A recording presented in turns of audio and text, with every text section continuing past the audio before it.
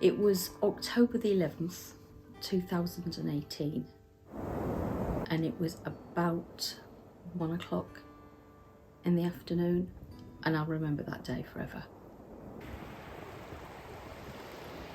2 police officers outside, and I knew immediately that there was a problem, and I knew whatever it was dreadful. They said, "Miss Bishop," and I said, "Yeah, that's me." And they said, "Can we come in?" We went into the flat, and then I remember apologising to them for the state of the flat. Now the thing is, actually, the flat was spotless. And they said, "Miss Bishop, could you sit down, please?" And I wouldn't sit down. And I just kept plumping cushions and then putting the kettle on. Eventually, I sat down, and that's when they said, "I'm really sorry, but your son, Jess Benjamin Fairweather, is deceased." That word deceased still rings in my head. It's so cold.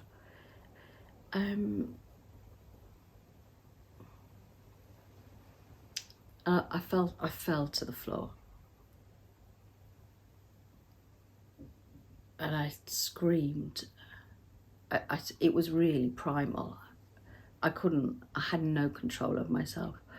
I was like a wolf, which sounds a bit of a cliche, but it was a primitive howl, really. And I just howled and howled and howled, and I was on the floor, I was on my knees. And then I just stopped dead.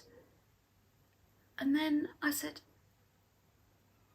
"Oh, I'm really sorry about that. Do you want a cup of tea?" Yeah, that was the day that Jess died.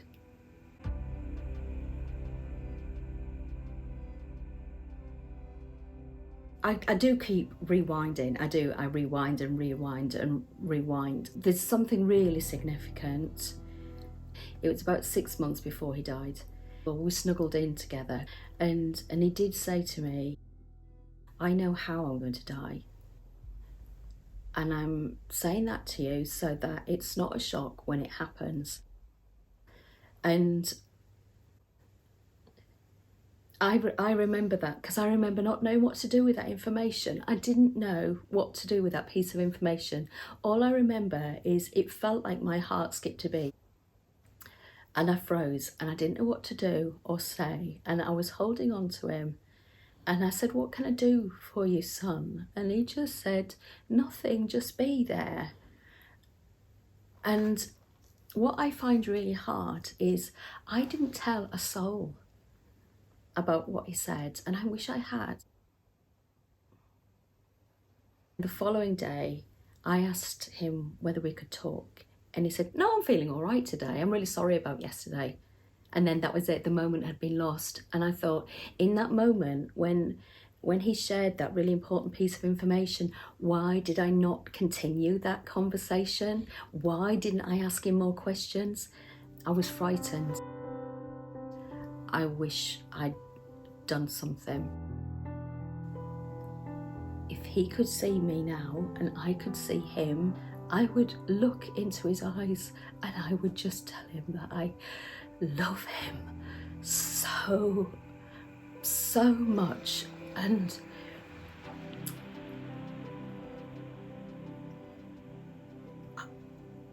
I don't know whether he had any idea how much I loved him. And I would just say, "I'm here for you, sunshine, and I will do my absolute best to get you through with you, whatever you might be going through. I am here beside you. I love you."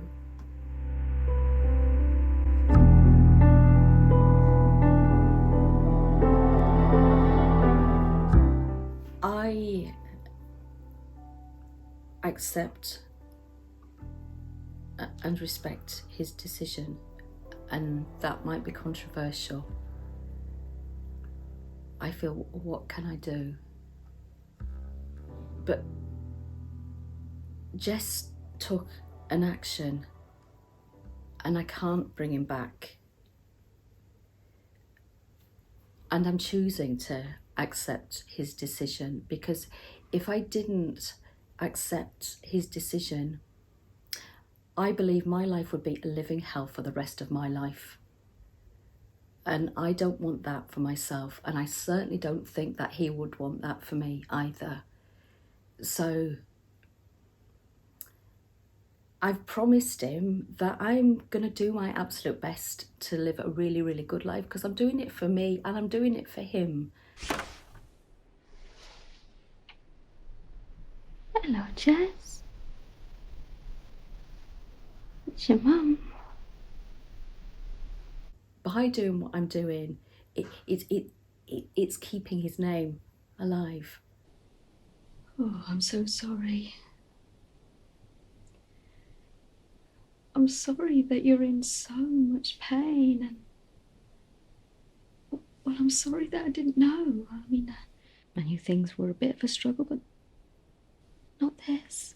The film 5 Days to Say Goodbye, it's possibly quite an unusual thing to do, and it might even be seen as being a bit of a morbid thing to do, to create a film set in a funeral home based on the final days that I spent with my son. But you know what? Those days were so precious, because I knew when I said goodbye, I would never, ever, ever see him again. I cannot tell you how special they were, because I knew my time with him was limited. It's our final day together. Do I look okay? I've got my funeral gear on because I'm going to go to your dad's after seeing you, and then the hearse is going to come and collect me. I've got my scarf on that you bought me, and the shoes that I wore when we went to see Chicago. Remember, the ones I can't actually walk in. But they do make me feel gorgeous, and well, I need to do something to make me feel gorgeous on today of all days. In a way, making that film for me, it's a kind of love story. It's a love story to my boy. You're so beautiful, son. So very, very beautiful. Writing 5 Days to Say Goodbye, I think, yes, it did help me process it. I don't know why you did this, and I'm really sorry that you did. But I will respect it.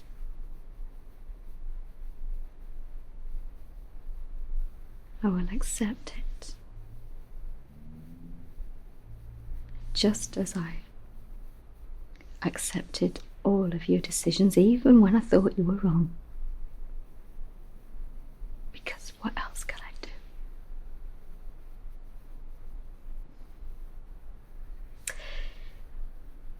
And this is breaking my heart.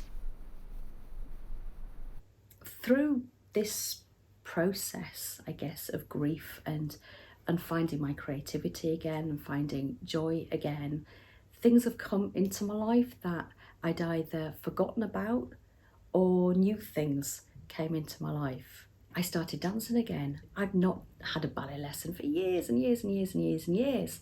And my goodness, it made such a difference to my mood. Well, do you want me to do it? I'm going to do a time step in my bare feet. Are you ready?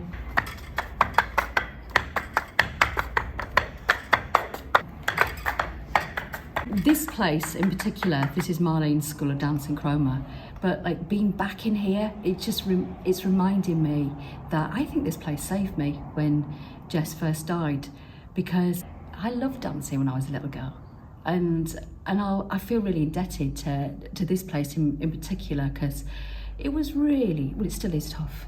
It still is tough not having Jess, but suddenly making that decision, I think I'm going to start dancing again. I think it saved me, really.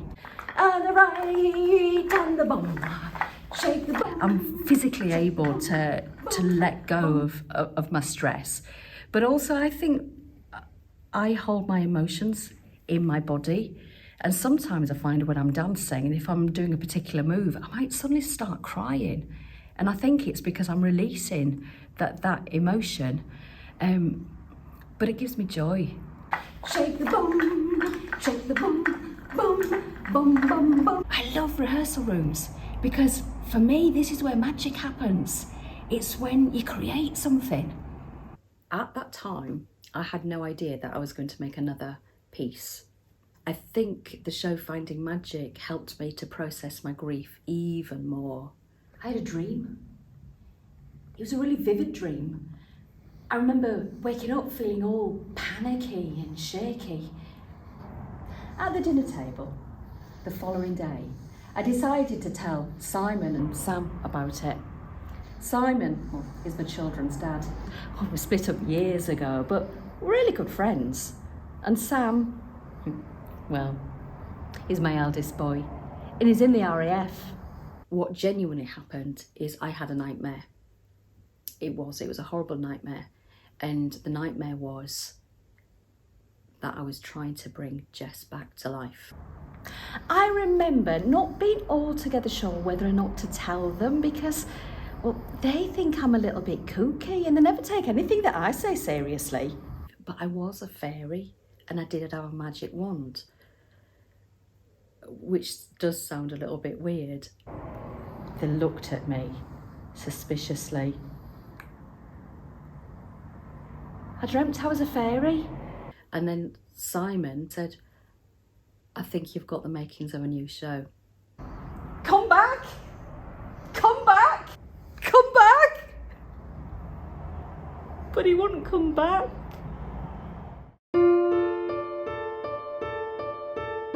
Do you believe in magic? When I started to write Finding Magic, I wanted to create a beautiful piece of theatre that was poignant, thought-provoking and hopeful and magical. If I wave my magic wand, will you come back?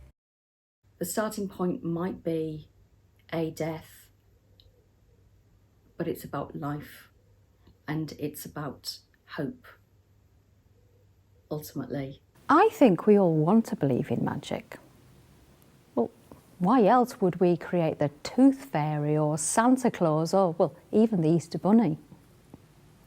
I think it's because we want to see that look of wonderment in our children's faces because, well, actually, we want to experience it for ourselves. It is a one-woman show, but you will see me on stage and there's another character on stage. Her name is Peachum and she's a clown. Really importantly, she doesn't speak. She communicates through magic.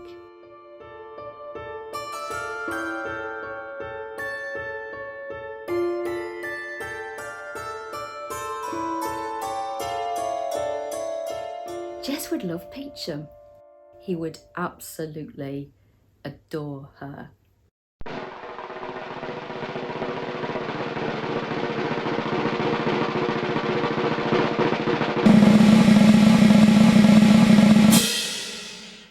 I don't know how I would have got through this shocking, difficult situation without the arts. That's my thing. And I'm really, really lucky that I was introduced to the arts at a very, very young age. And it's a thing that's always been in my life. And it's the thing that I've got that gives me joy. But it's a thing that I've got that I can use to create something. My magic has left me and I'm struggling to cope.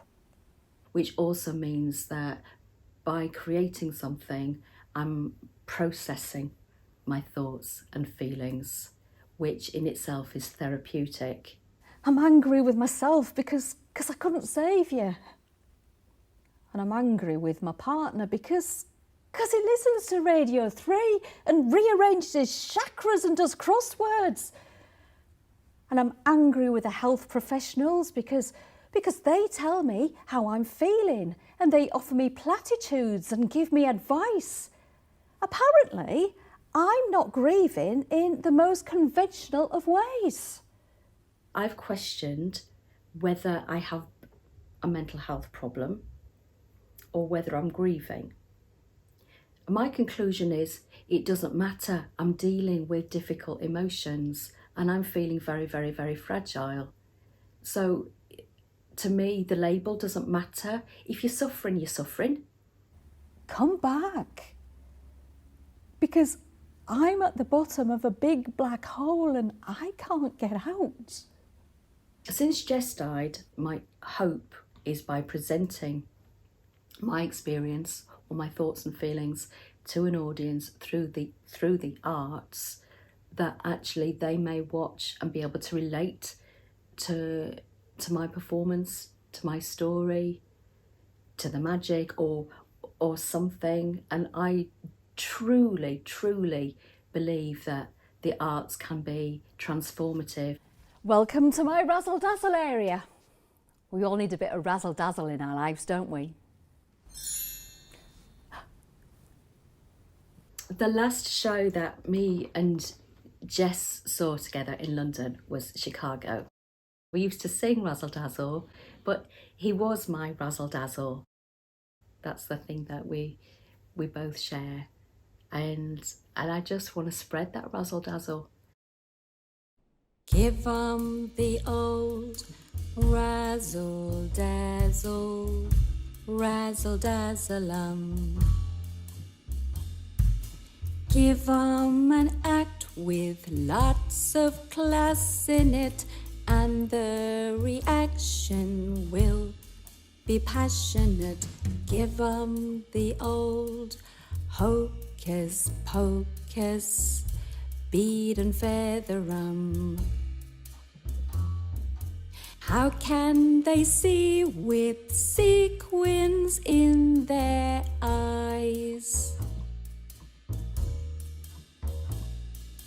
What if their hinges all are rusting? What if, in fact, they're just disgusting? Razzle dazzle 'em, and they'll make you a star. And if you've got any razzle dazzle in you, and I'm pretty sure that you do, let it sparkle, let it shine. Reach out to each other, love each other, support each other, have fun together, share your thoughts and feelings, listen to each other. Keep your razzle dazzling.